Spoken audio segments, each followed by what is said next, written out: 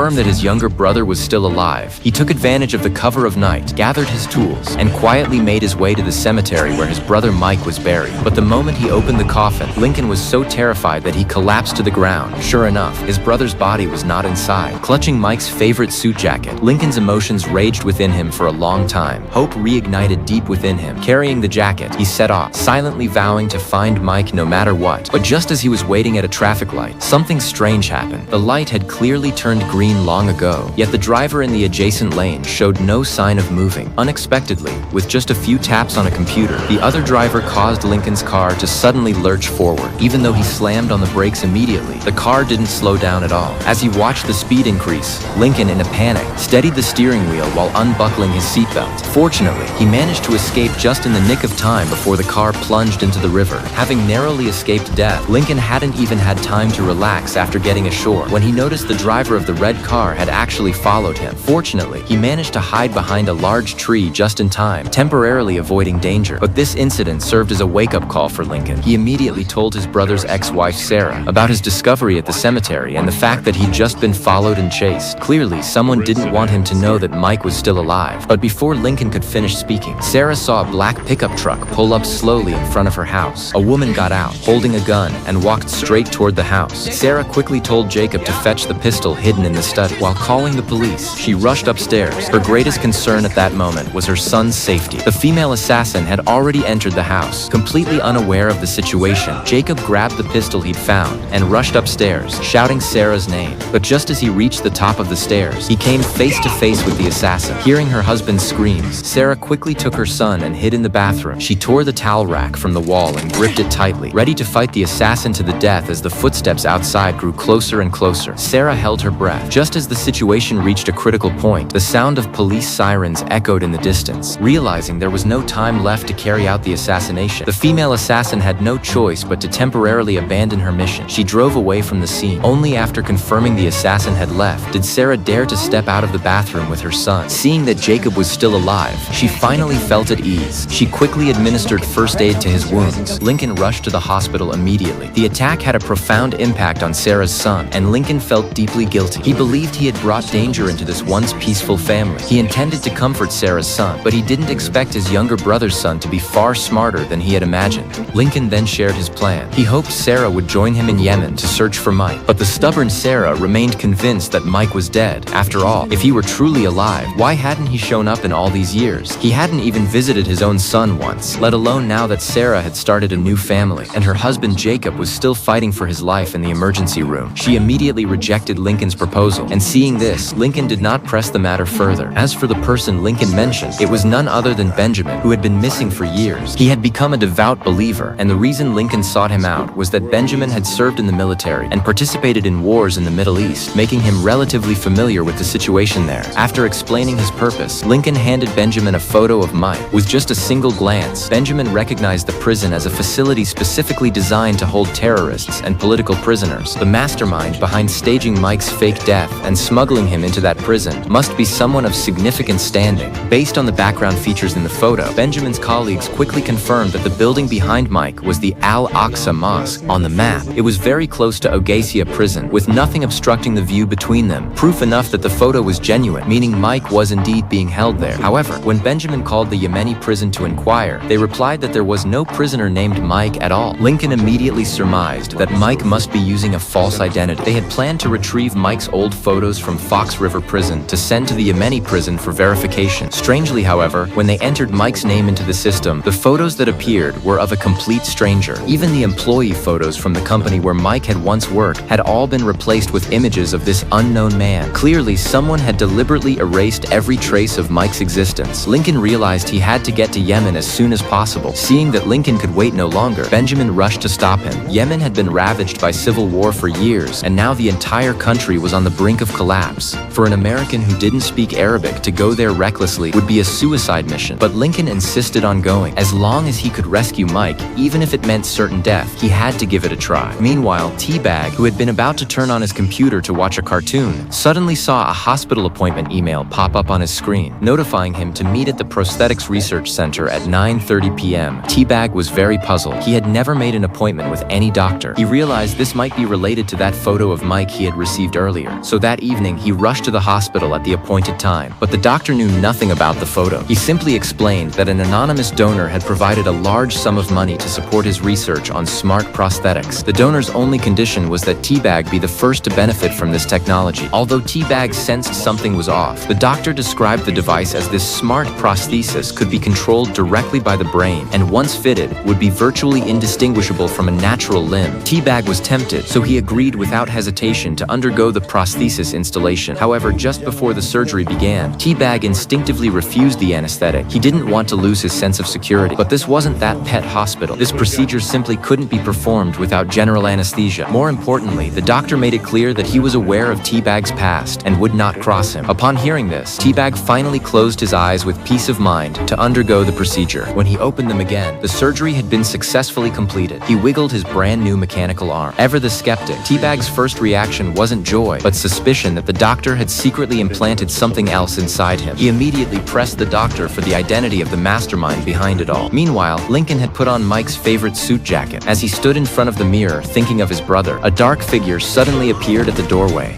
To his surprise, it was his good friend Sucre. He had received word from Benjamin and had rushed over specifically to join Lincoln in searching for Mike. Although Lincoln was deeply moved, Sucre had always been his most loyal friend. He didn't want Sucre to get involved in this. After all, even he wasn't confident he could successfully rescue Mike. But Sucre had already made up his mind to go. Just as the two were arguing, Benjamin unexpectedly appeared in the airport lobby. He too was concerned for Lincoln's safety and had come to join him on the trip to Yemen. Unlike Sucre, however, Benjamin was not only familiar with the local situation in Yemen, but also spoke fluent Arabic. Most importantly, he knew people at the mosque who could provide the necessary assistance for Lincoln's mission. Hearing this, Sucre realized that taking Benjamin along was undoubtedly the better choice. So Benjamin said his goodbyes and left, and so Lincoln and Benjamin set off on their journey. What they didn't know was that the female assassin who had previously tracked Lincoln and infiltrated Sarah's home was watching their every move from a short distance away. Clearly, this journey was destined to be anything but straightforward from the very start.